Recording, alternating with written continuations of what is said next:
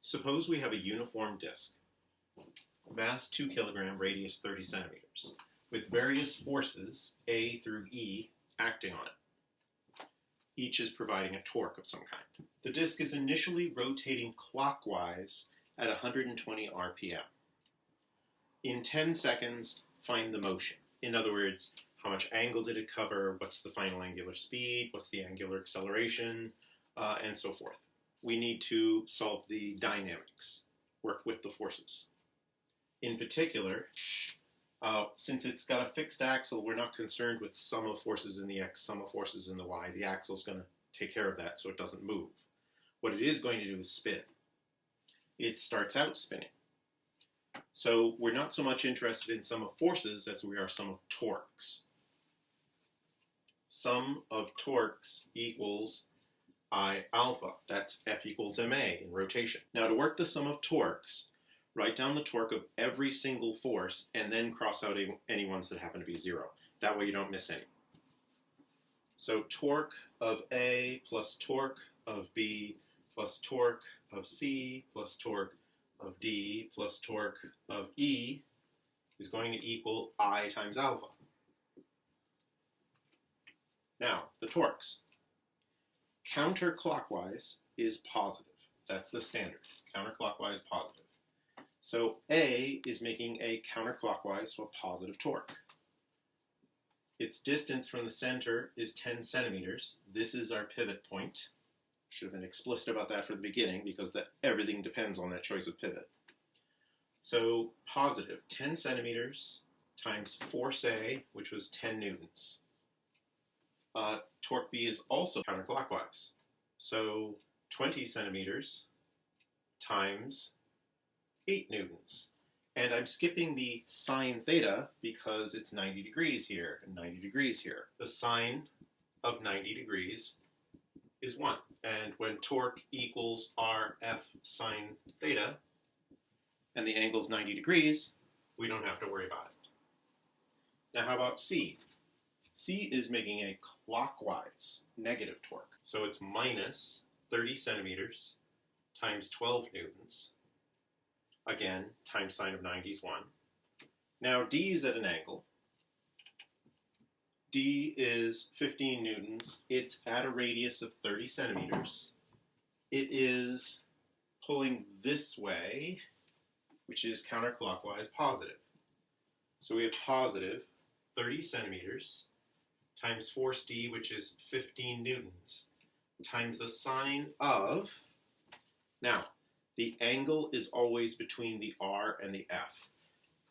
You can draw from the pivot to the force, along the force, and you just drew an angle with the correct sign. So that angle would work. Now, we can work that out. It's 120 degrees, but we could also extend the lines, and good news, the line of action of the force and the radius, any one of those angles will work. They all have the same sign. The sine of 120 degrees and the sine of 60 degrees are actually the same. The important thing is that this angle here is 60 degrees.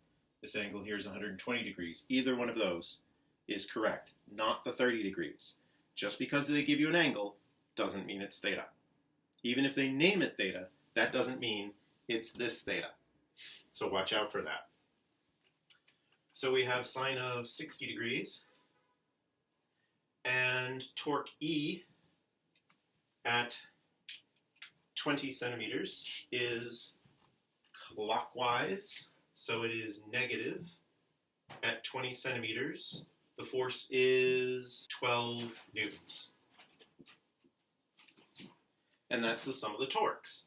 Let's work out what it equals. And so the sum of the torques is positive 49.7 centimeters times Newton, or 0.497 meter times Newton, or Newton meters. Remember, energy is measured in joules, and work is measured in joules. Torque is measured in newtons times meter. I know Newton times meter technically is a joule, but we name them differently to keep them straight because torque is a completely different thing from energy. So you don't want to mix them up. So whenever it's a torque, say Newton meter. Whenever it's energy or work, say joules. So positive 0.497 meter newtons, or Newton meters. That's the torque. What's the moment of inertia? The shape is uniform disk. Uniform disk means the moment of inertia is 1/2 mr squared. I gave that it's 2 kilograms and 30 centimeters. So that's 0.3, 0.09 times 2 times a half, 0.09 kilogram meter squared. That's the moment of inertia. So putting that all into sum of torques equals I alpha, we get 0.497 Newton meters equals 0.09 kilogram meter squared times alpha. We get 5.52 radians per second squared is alpha. This is the angular acceleration. Why is it radians per second squared? Because Newton meter is kilogram meter per second squared times meter, and then we divide it by kilogram meter squared. We're left with per second squared. And remember, radians are what we call the dimensionless unit. I call it the amazing appearing disappearing unit. So when you have blank over second squared, that means radians over second squared. Radian is just a unit like dozen. Now that we've got the dynamics, let's work out the kinematics. Now we have the alpha, we have 10 seconds, we'd like to know what's going on. Initially rotating clockwise at 120 RPM. What does that mean? It means we're talking about omega 0. And 120, and it's negative because it's clockwise, revolutions per minute. Convert 1 minute to 60 seconds. And then convert 1 revolution into 2 pi radians. And we get 2 times 2 pi, 4 pi, negative 12.56 radians per second. That is omega 0.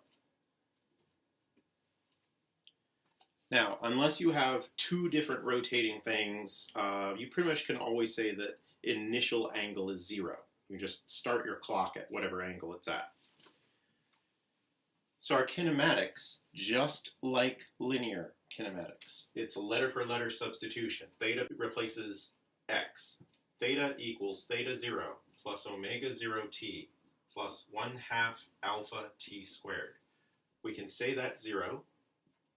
We can say we have negative 12.56 radian per second times 10 seconds plus half of 5.52 radian per second squared times 10 seconds squared. So when we calculate theta, we find 150.4 radians. If we convert that into revolutions, remember 2 pi radians is 1 revolution, we find 23.94 revolutions. That's how many times this wheel will turn around in 10 seconds. Now, how fast will it be going? Omega equals omega 0 plus alpha t. Cleaning out, we have angular acceleration. We got from the torque equals I alpha, 5.52. Omega 0 is negative 12.56. Theta, how far it turns in 10 seconds, is 23.94 revolutions, or 150.4 radians. Omega final is omega naught plus alpha t, and that is 42.64 radians per second. Now, that is the angular motion. That is what all parts of the disk have in common. But what about different points on the disk? What do they not have in common? The Greek letters are what everything has in common, but this point P here, or this point Q here, are actually going to have traveled different distances, be going at different speeds, have different radial acceleration and tangential acceleration. So let's compute some of that. Point P has a radius of 0.1 meter. Using our important identities, that x equals r theta, v equals r omega, a equals angles are alpha. Remember, that's for tangential acceleration. Radial acceleration is still v squared over r. Using these formulas, we get pretty quickly that x is 15.0 meters. V final is omega final times 0.1, so 4.26 meters per second. Remember, radians disappear. Meter times radian is just meter. So meter times radian per second is meter per second. Tangential acceleration, that actually is never changing, that is 0.552 meter per second squared. Very small tangential acceleration, that's generally true. The radial acceleration is usually much bigger. Let's find it. A tangential was that. A radial, v squared, 4.26 meters per second, squared divided by 0.1 meter, and we'll get meters per second squared, 181.4 meter per second squared, about 18 gravities, versus less than 1 meter per second squared for the tangential direction. The proportions are usually like that, unless the wheel is just at the beginning of its turn, so it's going so slowly that it doesn't have any centripetal yet. Usually tangential is much, much smaller, so don't be surprised if you get that. Tangential and radial acceleration are actually at right angles, so we could actually use Pythagoras on them, the Pythagorean theorem, to find a total acceleration.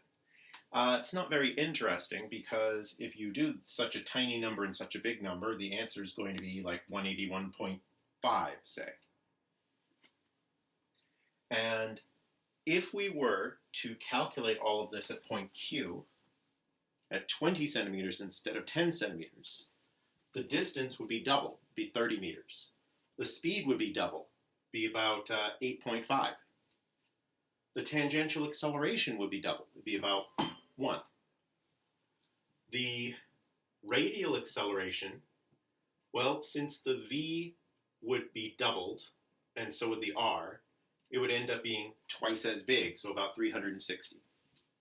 So the linear terms, the linear distance, linear speed, tangential acceleration, those all depend on your radius, depends on how far out you are from the center. The Greek letters, theta, omega, alpha, those just depend on the entire object. Everything on the object shares those same quantities. That's how you do the dynamics and the kinematics.